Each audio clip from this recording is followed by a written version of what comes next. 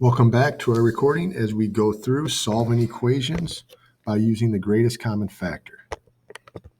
So now we're going to solve 11w to the third equals 44w squared.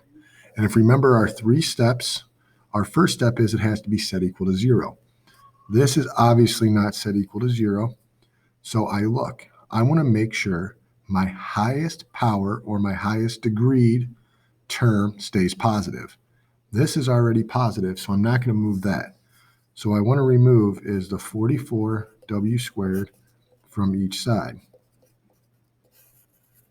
Sorry for writing two lines there. Now, that will bug me.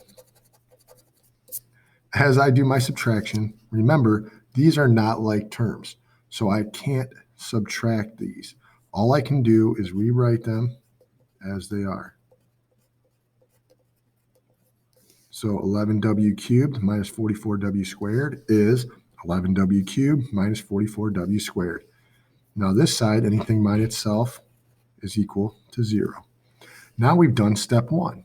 We have this equation set equal to 0. Now I need to put it in factored form.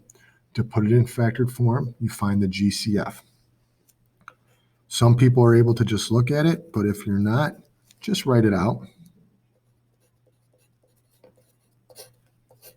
Here, 1, 11, and those are all the number factors for this, but the variable factors is W, W, W.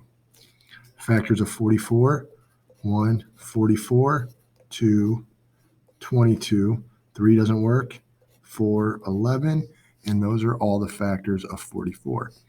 Now W squared is W, W. So I'm going to circle my greatest common factors. 11 is the biggest number. W times W or W squared is the greatest variable they have in common. So what I can pull out of both of these is my greatest common factor of 11w squared.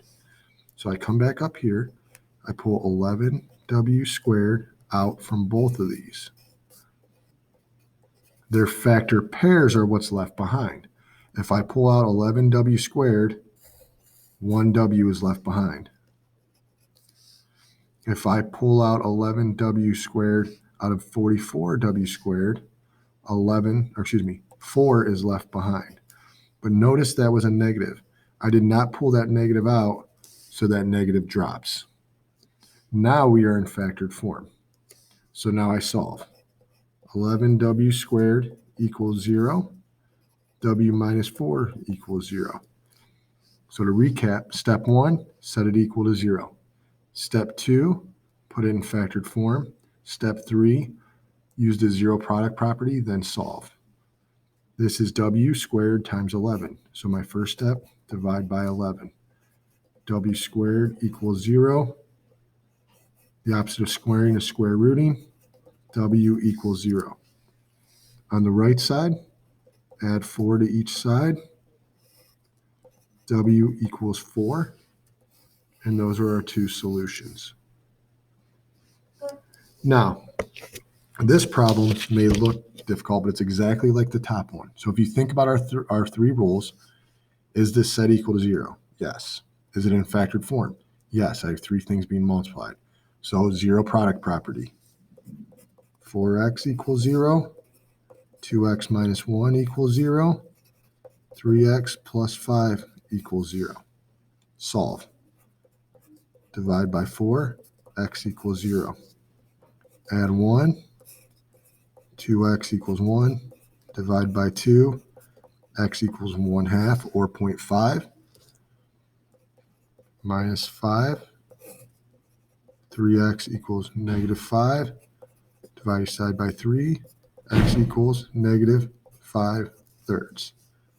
And these would be your three solutions.